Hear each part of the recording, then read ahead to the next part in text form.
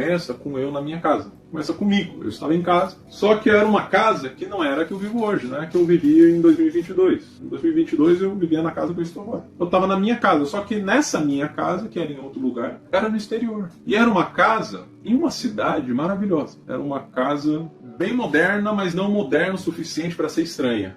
Não era moderna demais, era moderna. Era uma casa no exterior, num lugar onde a vida era muito boa, uma cidade justa, onde as pessoas viviam bem, tudo limpo, tudo gostoso, minha casa moderna. As paredes da sala da minha casa eram de vidro, então da sala da minha casa eu conseguia ver do lado de fora. E do lado de fora, o quintal da minha casa era num parque público. A minha casa, eu via toda a praça, assim, como se fosse um parque lindo, maravilhoso. Corria um rio aqui perto da minha casa, que era o rio do parque. Minha casa era dentro desse parque. Só que como era minha casa, era essa parte da minha casa, obviamente, não era aberta ao público, mas não tinha cerca, só tinha uma plaquinha. Essa parte é residência particular, não pise na grama. Era uma vida de escritor, tá? Era uma vida pacífica, uma casa moderna, mas muito simples. Tinha o que eu precisava, tinha livros. E nesse dia eu ia entregar o projeto na editora que eu trabalhava. E essa editora era uns 5, 10 minutos da minha casa. Eu ia andando. E nesse dia eu queria aproveitar para entregar nesse dia, porque nesse dia na editora estava tendo uma festa, como se fosse uma festa de fim de ano, mas era uma festa que era mais glamourosa porque era em agradecimento, porque os meus livros estavam vendendo muito, estavam fazendo muito sucesso e meio que sustentavam toda a editora. Então eu ia ser homenageado nessa festa. Só que eu, muito simples, nunca gostei desse negócio de homenagem, de ficar sendo exposto. E eu não ia participar, mas eu lembrei que, como era uma homenagem, o outro escritor que trabalhava nessa mesma editora, que era meu escritor favorito, ele estaria lá. E por estarmos trabalhando na mesma editora, né, eu aproveitava para aproximar essa amizade com ele e nos tornamos melhores amigos. Então eu ia aproveitar essa festa, porque eu sabia que ele estaria lá, e ia mostrar essas novas ideias do livro para ele, que eram algumas alterações de um livro que eu já tinha mandado para a editora, mas eu tinha feito algumas alterações, vou aproveitar que ele está lá, mostro para ele e já deixo as alterações na editora. E volto para casa, eu não ia participar da festa. Embora a festa fosse me homenagear, porque eu não fazia questão dessas coisas, eu só queria fazer meu trabalho e vender meus livros. E quando eu estava escrevendo, me arrumei ali, não sei o que, imprimi, tal, estava pronto para sair, Deus falou assim no meu coração, dentro da visão. Ele falou, não era isso que eu tinha projetado para você. Não era isso que eu tinha sonhado para você. Eu tinha sonhado para você outra vida. Você escolheu essa. Era outra vida que eu tinha sonhado para você. Nessa visão, era como se fosse uma continuação de 2013. Como se em 2013 eu não tivesse abandonado a vida dos livros, da escritura, de ilustração, e tivesse ignorado o chamado de Deus e seguido essa vida. Aí nessa visão, eu seguindo essa visão era o mesmo 2022, só que a vida que eu estaria tendo se eu tivesse seguido essa vida. 2022 para 2023, se eu tivesse seguido a carreira literária. Onde eu estaria? Eu estaria numa casa legal, teria dado certo essa vida. Dado certo. Aos olhos do mundo, teria dado certo. Eu estava bem, estava rico. Rico no sentido assim, não era milionário, mas eu ganhava muito bem, vivia no exterior, reconhecido mundialmente, meus livros, minhas revistas, vendiam em tudo quanto é lugar. Só que nessa visão, Deus falou comigo, mas não era isso que eu tinha escolhido para você. Só que como eu já tinha escolhido esse caminho como meu caminho dentro da visão, eu já dei a resposta padrão. Porque quando eu escolhi esse caminho, eu já decidi, Deus, eu vou viver isso,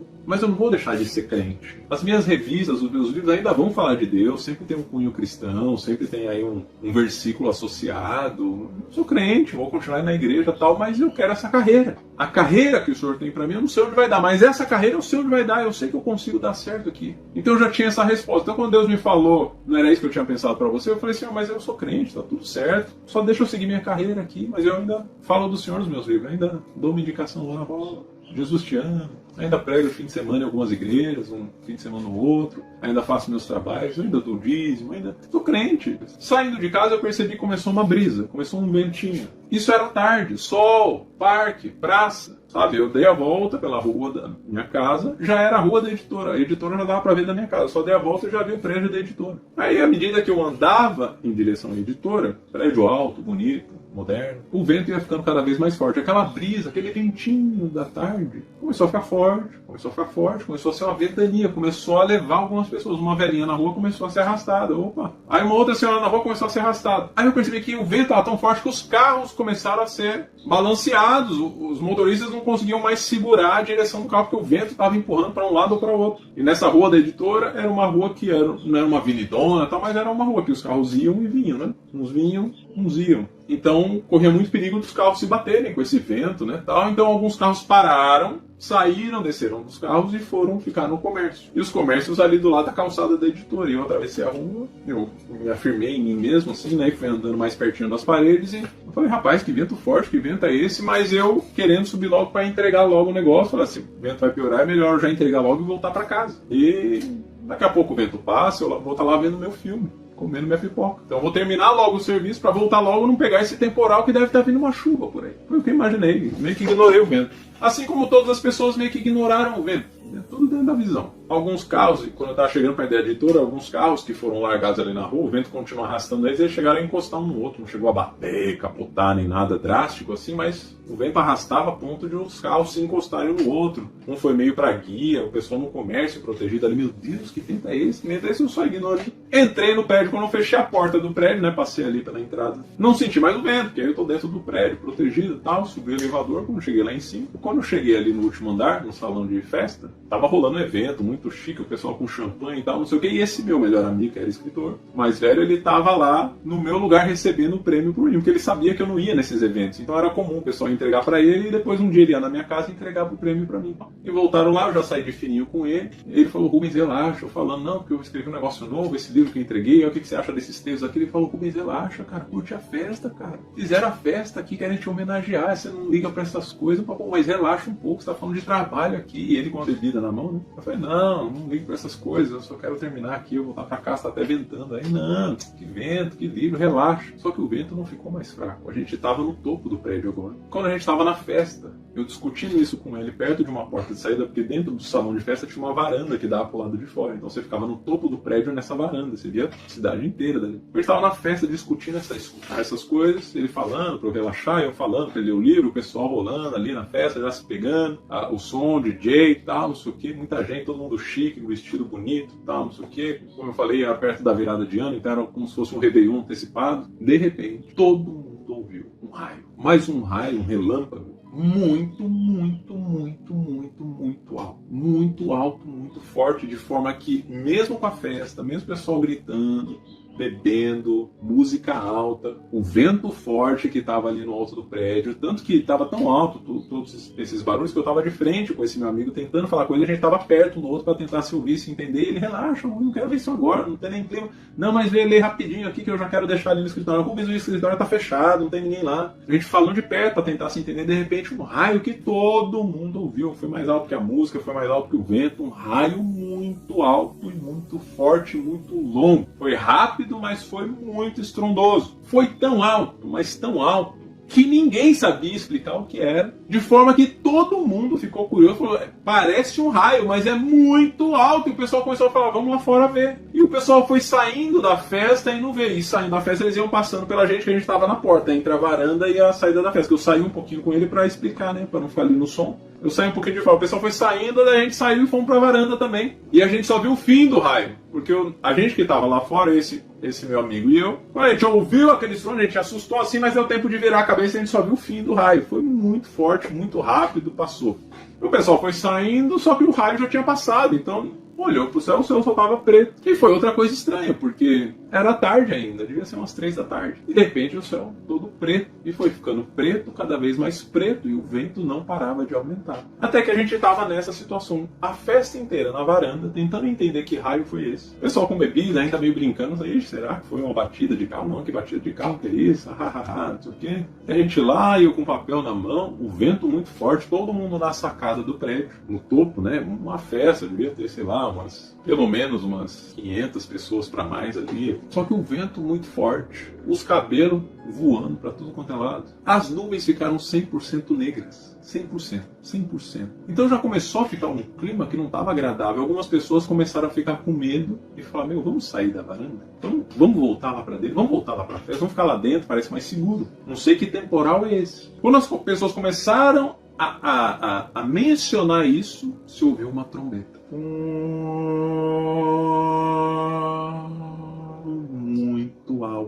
Muito alta, mas desse jeito, como se fosse uma trombeta daquele, quase aquele som de berrante, sabe? Muito alto, uma trombeta, muito alta, longa, vinda do céu. Dava para ver que a fonte da trombeta não via da terra. A gente estava no topo de um prédio, ela não via lá de baixo, dava para ouvir do céu. Tanto que quando começou a tocar, todo mundo olhou para o céu. O pessoal pensando em ir embora, pensando em voltar para dentro da festa, olhou para céu. Que trombeta que é essa? Primeiro um raio que ninguém sabe de onde veio, muito alto, agora uma trombeta que vem do céu.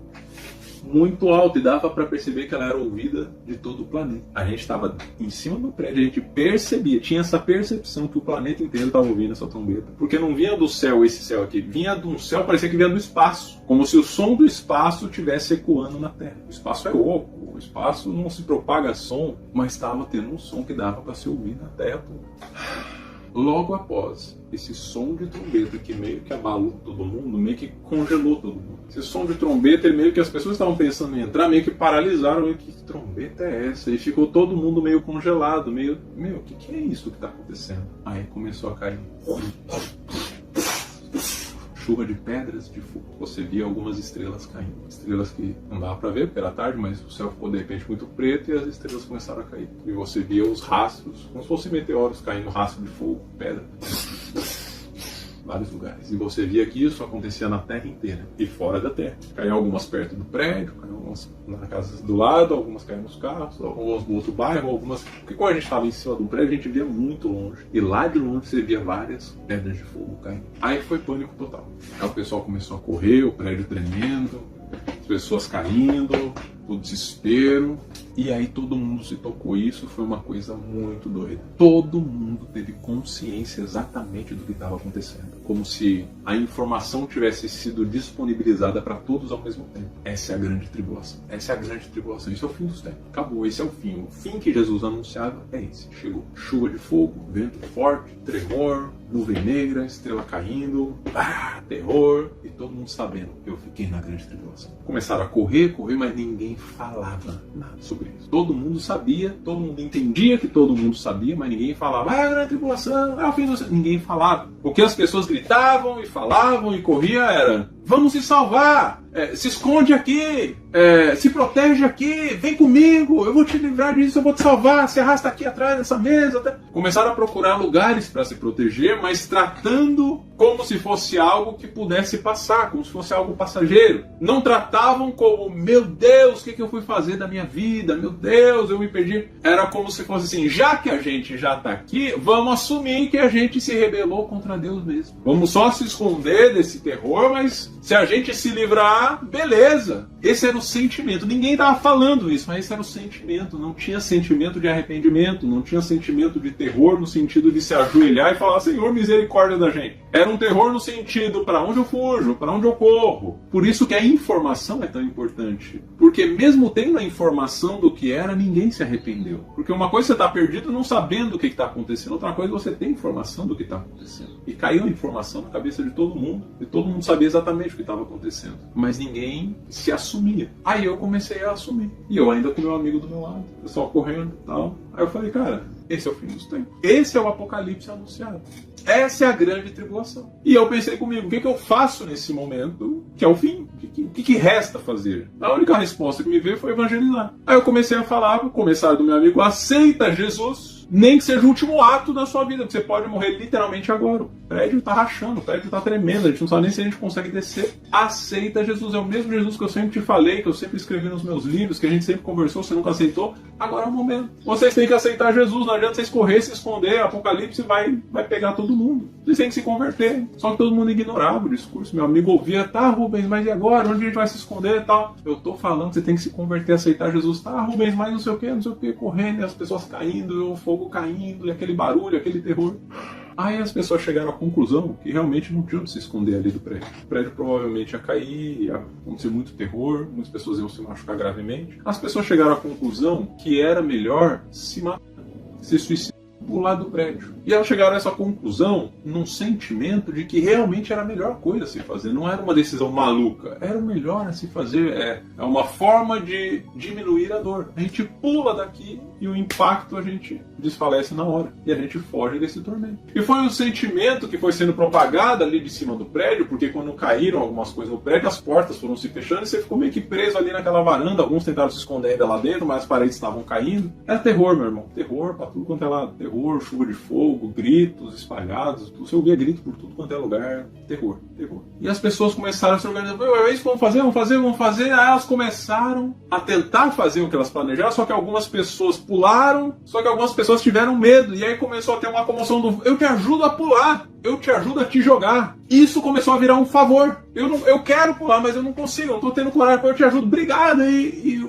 pessoal começou a pular e se jogar, e um pular e se jogar, e empurrar o outro. E começaram a fazer grupo de pessoas que ajudavam outras a se jogarem. Aí eu insisti, não adianta vocês se jogarem sem aceitar Jesus antes. Aceita Jesus antes. Depois, se alguém te jogar, beleza, mas aceita Jesus. E todo mundo me ignorando e tal. Até que esse meu amigo, que já estava fazendo parte desses grupos, chegou com outro pra mim. Falou, Rubens, eu te ajudo, você não tá com coragem, eu te ajudo. Eu falei, mano, não é isso, eu quero que você aceite Jesus. Pode cair uma pedra em mim, pode me jogar, eu sei que daqui eu vou pro céu, eu sou crente. Mas vocês não são, vocês nunca aceitaram, aceita Jesus. E ele, tá, Rubens, eu te ajudo. Foram me pegando, seguraram meus dois braços, me jogaram, me colocaram do lado de fora do prédio e ficaram segurando com os dois braços segurados assim, com o precipício do prédio aqui atrás. Eu com os braços, eu só conseguia ver meu amigo. Eu falava, cara, aceita Jesus, pelo amor de Deus, aceita Jesus, você pode me soltar, mas aceita Jesus. E me soltaram. Ninguém aceitou Jesus. Ninguém aceitou, ninguém falou, ninguém se arrependeu, ninguém pediu perdão. Mas à medida que eu fui caindo, eu entreguei meu espírito. Eu fiz a oração que Jesus fez na cruz, Senhor. Eu fiz o que eu podia fazer, eu usei minha vida aí de forma certinha, sempre fui um crente. Passei meus últimos segundos evangelizando. Te entrego meu espírito, me aceita no teu reino eterno. E eu senti naquele vento, porque era o vento que estava tendo, aquele vento forte, as pedras de fogo caindo ao meu redor e o vento de eu caindo de um prédio. Era aquela cena e eu vendo, à medida que eu ia caindo, eu ia vendo o céu, né, pegando fogo, as coisas caindo, nuvens negras, trovões e tal, mas eu meio que fechei o olho e falei, Senhor, entrega meu espírito até para não ter medo, né? Eu falei, não quero ter medo agora, eu quero relaxar e confiar no Senhor, que eu vou acordar num lugar melhor. Até que caiu, eu apaguei, nem senti dor nem nada, prédio muito alto, cai muito forte, e a visão continua. Eu acordei. E quando eu acordei, eu já acordei consciente de tudo que tinha acontecido. Eu já acordei falando, tô no céu. Eu estou no céu. Eu estou no céu. A certeza da salvação sempre foi plena em mim. Eu acordei no céu. Então eu acordei primeiro na consciência, mas quando eu abri os olhos para ver o céu, eu estava exatamente no mesmo lugar onde eu tinha caído. Eu estava na frente do mesmo prédio, na mesma rua onde tinham aqueles carros que foram se batendo. Eu estava ali. E aí eu levantei, e quando eu levantei eu já fui percebendo se tinha alguma coisa quebrada, porque eu estava vendo o mesmo prédio, a mesma rua.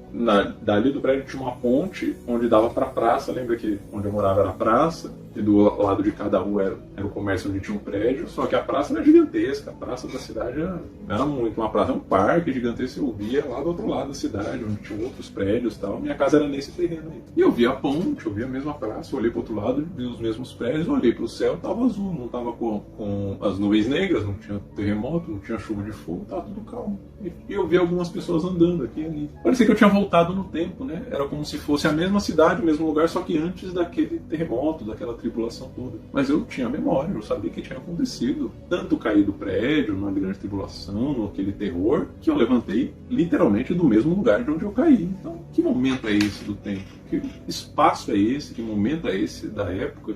Aí eu comecei a tentar vasculhar na minha mente a teologia do Apocalipse. Que momento que será que é esse aqui que eu estou vivendo? Que o céu não pode ser na mesma cidade que eu estou. Será que eu estou no céu? E o céu é um reflexo daquilo que eu desejei na Terra? E eu estou no mesmo lugar, só que tudo bom, tudo bonito, o céu azul, o rio está no mesmo lugar. E não consegui achar esse lugar dentro da história do Apocalipse, esse momento. Eu falei, cara, não estou achando. Aí eu falei, quer saber, vou perguntar para alguém. Dá bom dia, ver se alguém é um anjo, ver se eu tô no céu mesmo. Eu tava com essa esperança. Aí eu vi que tinha algumas pessoas na ponte, que era uma ponte que atravessava, mas elas viravam umas 4 pontes que dava para lugares diferentes nessa praça. Então eu subi nessa ponte, vi que tinha gente lá em cima, subi, atravessei e falei, ei, fulano, não sei o que, não olhou para mim. Moça, não sei o que, não olhou para mim, ignorou.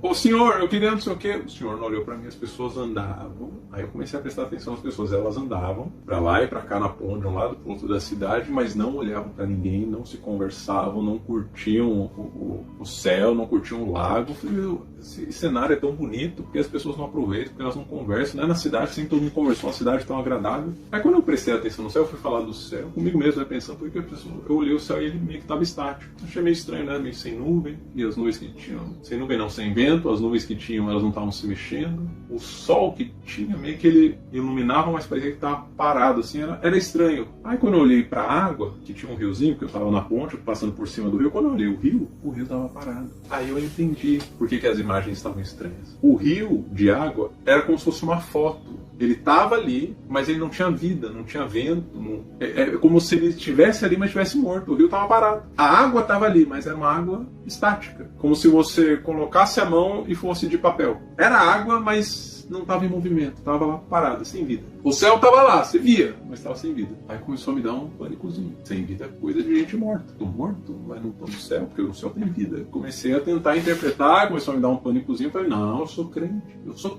de Jesus, aceitei Jesus, me batizei. Ei, acorda, se você é de Deus. Aí já fui mais apressado perguntar para alguma pessoa, só que as pessoas estavam me ignorando, então eu fui e puxei um. No que eu puxei um, eu falei, Senhor, preciso... Ele... E meio que virou como um demônio. Eu virei... E quase arranhou. E quando ele virou, já fui saindo assustado. Os dentes dele de bicho, a reação de bicho, virou endemoniado e voltou pro caminho dele. Tipo assim, me deixa em paz. Só que muito violento, muito animalesco. E, meu Deus, que gente é essa? Quando eu fui olhar, prestar atenção, aí eu já tava em cima da ponte, perto do vão que dava para vários lugares da praça, já tava muita gente. Eu fui percebendo que cada pessoa tinha uma situação específica. Tinha algumas pessoas que pareciam normais, mas tinha umas pessoas desfiguradas. Tinha uma pessoa que tava pegando fogo, andando e queimando, e ela se ardendo, pegando fogo e doendo, e ela continuando andando. Tinha outra pessoa que ela meio que se desfazia, só que ela se desfazia e se refazia ao mesmo tempo, ia se esfumaçando, mas o corpo ia se completando, ia se esfumaçando de novo. Estranho, difícil explicar, mas ela ia se desfazendo enquanto andava, mas se refazendo ao mesmo tempo, como se estivesse eternamente se desfazendo. Tinha outra toda cortada, tinha outra que estava com metade da cabeça, parece como se tivesse cortado um pedaço da cabeça, e ela andando com um pedaço do cérebro para fora, outro andando com o braço pendurado e tal. Aí me veio o texto de Apocalipse na cabeça. Nesse tempo, buscarão a morte e não a encontrarão. Aí eu entendi o momento que eu estava vivendo. Eu ainda estava dentro da grande tribulação, mas naquele momento em que o terror era tão grande que as pessoas procurariam a morte, procurariam morrer para se livrar do terror. Mas nem a morte as tirou daquele momento. Então, eu, que tinha caído do prédio, estava com outras pessoas que tinham morrido de várias outras formas, mas continuavam ali no lugar morto. Porque estávamos no mundo dos mortos, mas ainda ali no mesmo lugar da grande tribulação, onde quem ficar vai viver todo o período, não vai conseguir sair dali mesmo morrendo. Quando eu entendi isso, quando eu me toquei que eu não ia me livrar dali, que mesmo sendo crente, mesmo aceitado Jesus, eu não ia me livrar dali, eu ia passar todo o tempo da grande tribulação e sei lá se eu ia para o céu. Eu entrei em desespero e fiquei doido como todas as pessoas ali, que todas eram meio doidas, meio zumbis, que só pensavam nelas e se você tentasse mexer com elas viravam animal. Eu fiquei igualzinho, eu falei, não, eu não posso estar aqui, eu não posso estar aqui. Comecei a ficar doido também, eu fiquei maluco, fiquei doido igualzinho a elas. E nesse momento a visão acabou. Essa foi a visão do Apocalipse.